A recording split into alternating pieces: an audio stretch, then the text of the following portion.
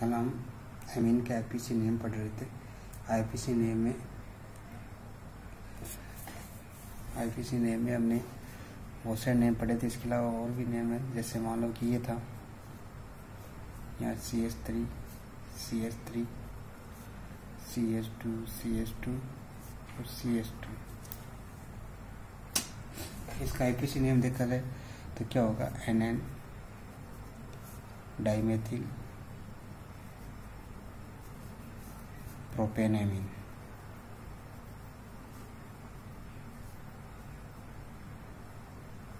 Okay, इस प्रकार अगर ये आ जाए CH2 double bond C CH2 NH2, ठीक। ये कौन सा ग्रुप है जो अपने लास्ट चैप्टर में पढ़ा था, एलील ग्रुप। तो इसको एलील एमीन भी बोलते हैं, कॉमन नेम इसका। और आईपीसी नेम क्या हो जाएगा इसका, 1 2 3, तो प्रोपेन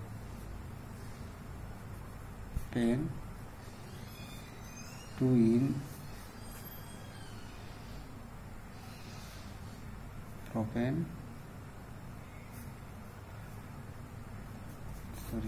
प्रो 2 इन 1 एमीन। ओके, और कोई प्रॉब्लम तो पूछ लेना। इसके बाद देखिए preparation of structure of amines. Structure of amines,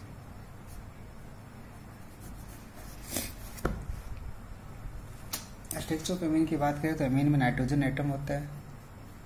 ये नाइट्रोजन एटम sp3 हाइब्रिड होता है। sp3 हाइब्रिड होता है, ठीक है। sp3 हाइब्रिड, इसके पास 4 sp3 ऑर्बिटल्स होते हैं।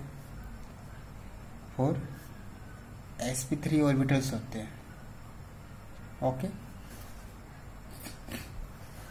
4 sp3 ऑर्बिटल बात करें तो आपने अमोनिया के स्ट्रक्चर पढ़ी होगी।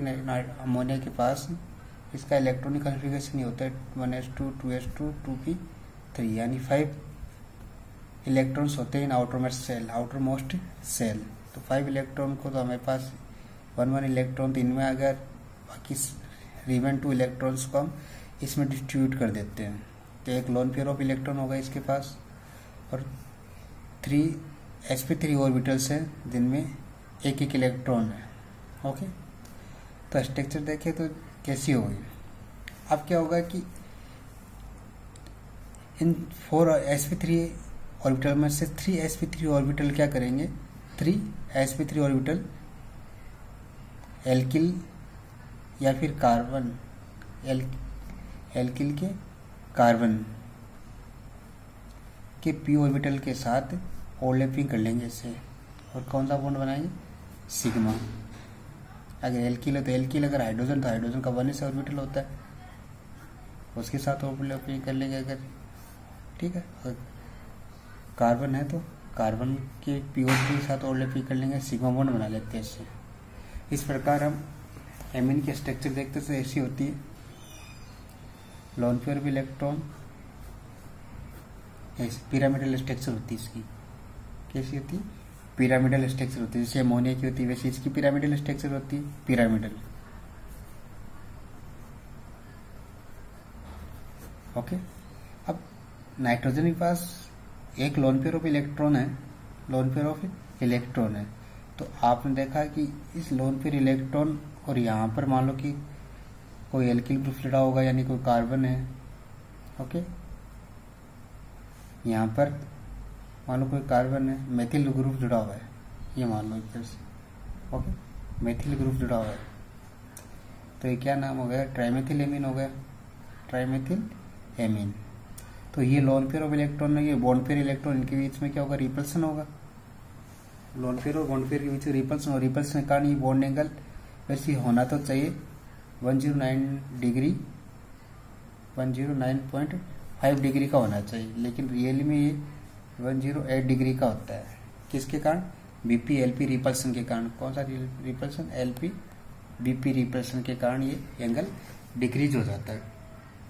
ओके, तो लिख लीजिए स्ट्रक्चर में क्या लिखोगे, the nitrogen atom of amine, the nitrogen atom in amine is sp3 hybrid, is sp3 hybrid. Four sp3 orbitals are arranged in tetrahedral geometry. Okay. 3 sp3 orbital of nitrogen atom is form sigma bond with overlapping carbon or hydrogen atom, with the overlapping orbital of carbon or hydrogen atom form 3 sigma bond, ठीक, and remaining sp3 orbital having one lone pair of electrons, therefore the structure of amines is pyramidal. The lone pair and bond pair repulsion, due to lone pair bond pair LPBP repulsion, due to LPBP repulsion the bond angle decrease from 109.5 degree to 1.108 degree. Okay, ये amines की structure होती है. इसके बाद देखिए preparation of amines. Preparation of amines. Okay, amine की preparation की बात करें तो एमीन की प्रिपरेशन हम रिडक्शन के द्वारा बना सकते हैं. रिडक्शन में हम पढ़ेंगे किस किस का रिडक्शन पढ़ेंगे. नाइट्रो कंपाउंड का रिडक्शन पढ़ेंगे, नाइट्रो कंपाउंड का रिडक्शन, नाइट्राइल का रिडक्शन, एमाइड का रिडक्शन. इन सब की रिडक्शन से हम एमीन बना सकते हैं. फिर है हॉफमान ब्रोमाइड अभिक्रिया, हॉफमान bromide reaction.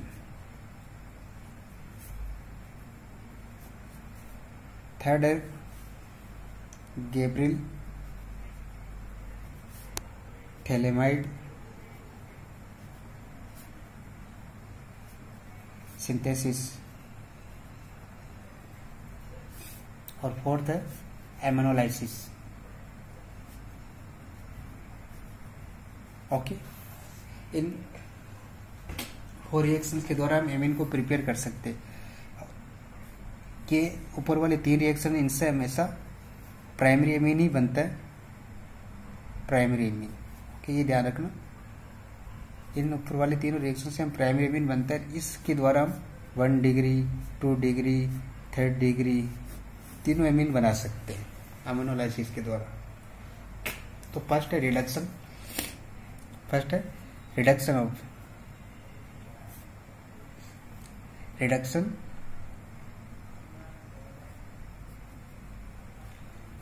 Nitro compounds.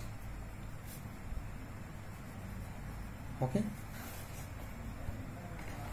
Nitro compound के रिडक्शन के लिए हम रेड्यूसिंग एजेंट कौन कौन से यूज करेंगे देख ली. रेड्यूसिंग एजेंट हम एक तो यूज कर सकते हैं हाइड्रोजन एंड मेटल लेते हैं, निकल, प्लेटिनम और प्लेडियम, एक मेटल लेकर इसका रिडक्शन करवा सकते हैं. दूसरा है सोडियम अमलगम और एथेनॉल के साथ रिडक्शन करवा सकते हैं. ओके, इनमें से कोई भी रेड्यूसिंग एजेंट ले लो, रिडक्शन हो जाएगा. इसके अलावा आपका लिथियम एल्यूमिनियम हाइड्राइड भी पड़ा होगा, या फिर आप इसमें ये ले सकते हैं tin plus HCl, metal plus acid है ना, या फिर आयरन प्लस HCl. ठीक है, ये रेड्यूसिंग एजेंट ले सकते हैं रिडक्शन के लिए. जैसे मान लो कि आपके पास ये नाइट्रो कंपाउंड, इसका रिडक्शन कराना तो आप मान लो कि कोई सा भी ले लो हाइड्रोजन गैस और निकल मेटल ले लिया, तो तो रिडक्शन कराओगे तो ये बन जाएगा NH2 प्लस वाटर मॉलिक्यूल निकल जाएगा। रिएक्शन को बैलेंस कर देना, कितने हाइड्रोजन चाहिए अपने को, 2 यहाँ ऐड है 2 यहाँ ऐड है, तो 2 मॉलिक्यूल ऑफ हाइड्रोजन हो गए, 2 मॉलिक्यूल ऑफ हाइड्रोजन। ओके, ये हो सकता है। फिर आप यहाँ ये ले सकते हो रिएक्शन के लिए, मान लो कि ये ले लिया आपने 3 + HCl, तो भी यही बनेगा। कौन सा एमीन बना, primary amine. Okay, primary amine कोई सा भी ले लो, जैसे आप मान लो कि ये ना लेकर आप ये ले लो Fe + HCl, तो भी यही बनेगा प्राइमरी एमीन। ओके, तो नाइट्रो कंपाउंड का रिडक्शन करवा सकते हैं। ये इनमें से कोई सा भी रिड्यूसिंग एजेंट ले लो आप, हाइड्रोजन प्लस निकल ले लो, प्लेटिनम ले लो, प्लेडियम ले लो, सोडियम अम्लगम प्लस एथेनॉल ले लो, टीन प्लस HC ले लो, आयरन प्लस HC ले लो। ठीक है, इसमें रिड्यूसिंग एजेंट लेकर हम रिडक्शन करवा सकते हैं। फॉर एग्जाम्पल देखिए, आपको ये कराना CH3NO, नाम क्या, नाइट्रोमेथेन, नाइट्रोमेथेन। नाइट्रो एक सब्स्टिट्यूट है, नाइट्रोमेथेन। इसका रिडक्शन करवा दिया आपने, ले लिया 3 + HCl, तो क्या बनेगा, methane amine, methane amine. Okay, methane amine बना। इसी प्रकार आप ये ले लो, जरूरी नहीं, नाइट्रोबेंजीन ले लो, नाइट्रोबेंजीन। इसका रिडक्शन करवा दो आप आयरन प्लस HCl के साथ, तो क्या होगा,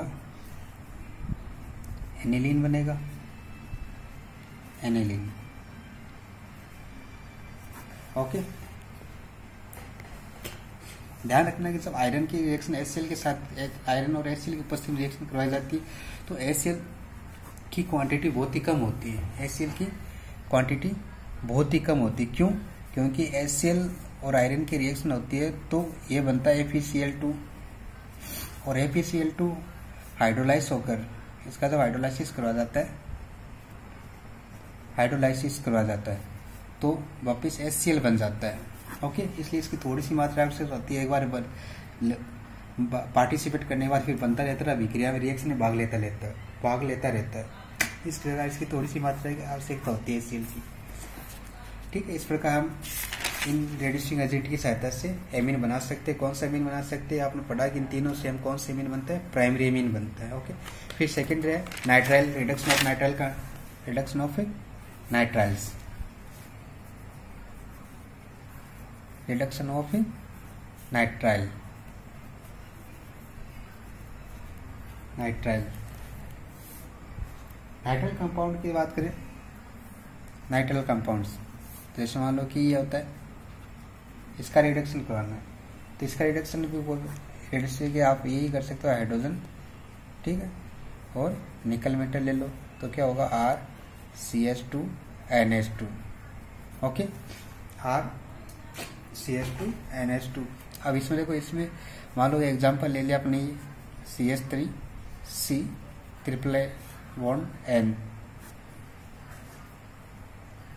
अब इसमें reducing agent lithium aluminium hydride भी ले सकते हो, लिथियम एल्यूमिनियम हाइड्राइड भी ले सकते हैं। रिड्यूसिंग एजेंट, ये भी रिड्यूसिंग एजेंट है, ये भी रिड्यूसिंग एजेंट है, तो क्या बनेगा, CH3CH2NH2। देखो इसमें क्या था, एक ही कार्बन था, मेथिल था, लेकिन अब क्या, एथेन एमीन बना, मेथिल नाइट्राइल से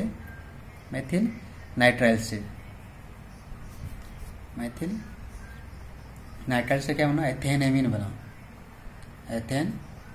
बना, तो नंबर ऑफ कार्बन, एक कार्बन बढ़ गया, इसमें एक ही कार्बन था, इसमें 2 कार्बन है, तो नंबर ऑफ कार्बन इंक्रीज हो गया ना, तो जो एमीन बनता है उसमें एक कार्बन ज्यादा होता है कंपेयर टू रिएक्टेंट या नाइट्राइल कंपाउंड, ओके। या फिर इसमें आप रेड्यूसिंग एजेंट ये भी ले सकते हो, मेटल प्लस एथेनॉल, C2H5OH, ये भी रेड्यूसिंग एजेंट होता है, इसकी प्रेजेंस में भी आप एमीन बना सकते हो, CH3CH2NH2। ओके, कौन सा एमीन बना, 1 डिग्री एमीन, तो इसमें भी मेथिल एमीन है, मेथिल नाइट्राइल, और जैसे एथिल एमीन बना, एथिल एमीन, ये कॉमन नेम है इसका एमीन का। ओके, फिर तीसरा है रिडक्शन ऑफ एमाइड,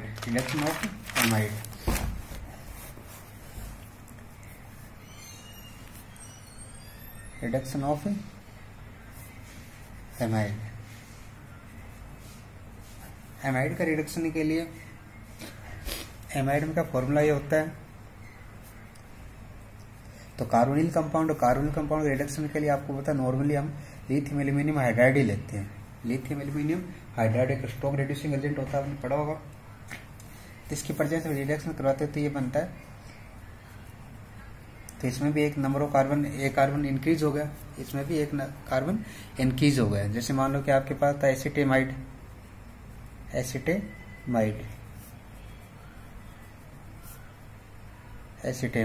इसका लिथियम एल्यूमिनियम हाइड्राइड की प्रेजेंस में रिडक्शन करवा दिया तो क्या बनेगा CH3 CH2 NH3। ठीक है, कितने हो गए, इसमें दो कार्बन, एक कार्बन था, इसमें दो कार्बन हो गए, एथेनेमीन बन गया। ओके, इस प्रकार हम इससे भी बना सकते हैं। फिर ये तीन रिडक्शन थे, रिडक्शन के बाद अगली अपनी सेकेंड रिएक्शन थी हॉफमैन ब्रोमाइड रिएक्शन। हॉफमैन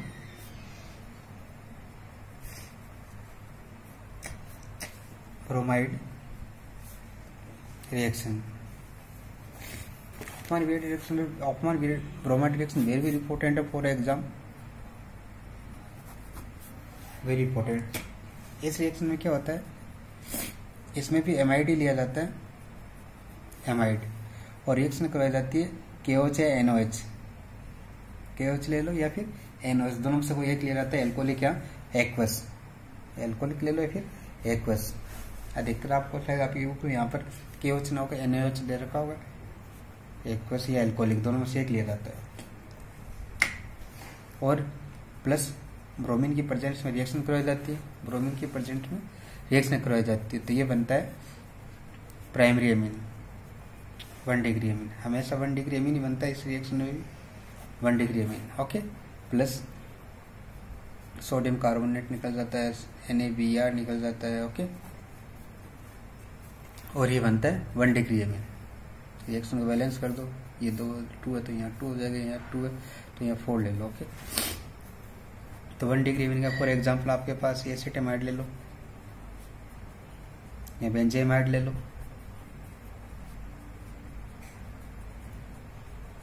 इसकी रिएक्शन भी अपने KOH या NOH दोनों में से एक ले लेना, एक्वस या एल्कोहलिक।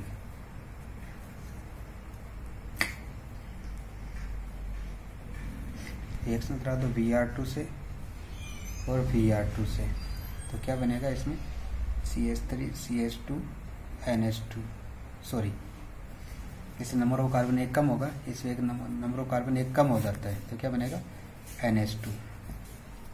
इसमें क्या बनेगा एनिलीन। देखो ऊपर वाली रिएक्शन तो नंबर ऑफ कार्बन एक इंक्रीज हो गया था, इसमें नंबर ऑफ कार्बन क्या हो गया डिक्रीज हो गया। इसमें नंबर ऑफ कार्बन इतने 2 थे ना, यहाँ की था एक ही है CH3 NH2, इससे नंबर ऑफ कार्बन डिक्रीज होता है, इसको डिग्रेडेशन भी बोलते हैं, डिग्रेडेशन भी बोलते हैं, Hofmann bromide degradation reaction, cell reaction भी कहते हैं। ओके, ये था हॉफमैन ब्रोमाइड रिएक्शन। इसके बाद में नेक्स्ट गैब्रिल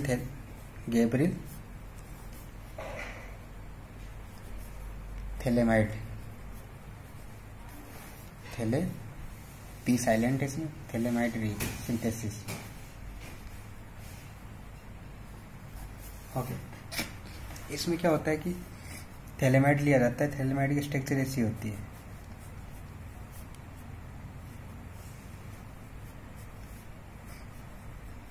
एमाइड है यहाँ NH, इसको बोलते हैं थैलेमाइड।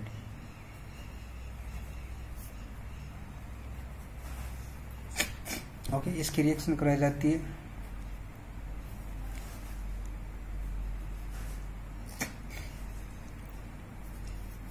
एल्किल हैलाइड से, सॉरी KCl से या KX से रिएक्शन कराई जाती है। ओके, तो रिएक्शन कराई जाती है तो ये बनता है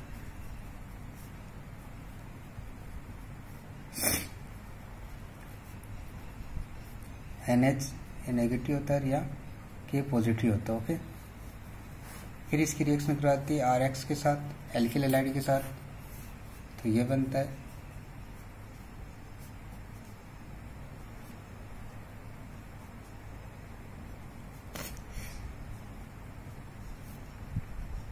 RA, यहाँ जुड़ जाता है और यहाँ से KX निकल जाता है आपकी। फिर इसका हाइड्रोलाइसिस करवाया जाता है, तो ये बन जाता है सॉल्ट की प्रेजेंस में। ओके, तो ये बन जाता है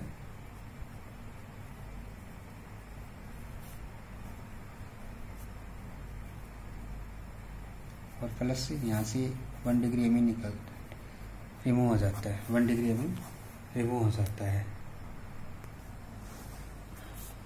सॉरी, यहाँ पर एल्कोहलिक KOH लिया जाता है, alcoholic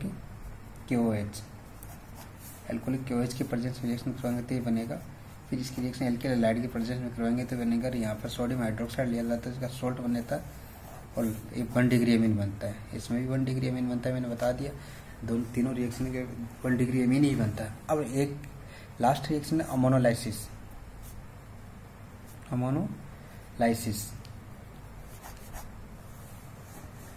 of alkyl halide.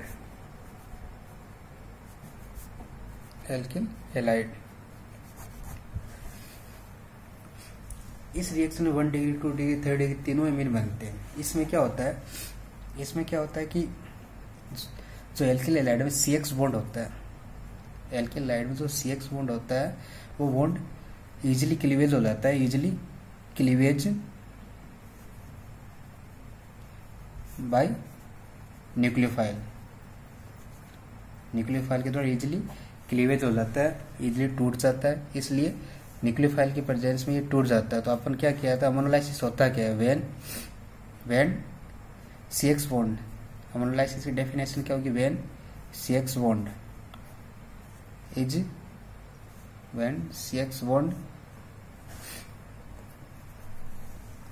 Bond cleavage bye ammonia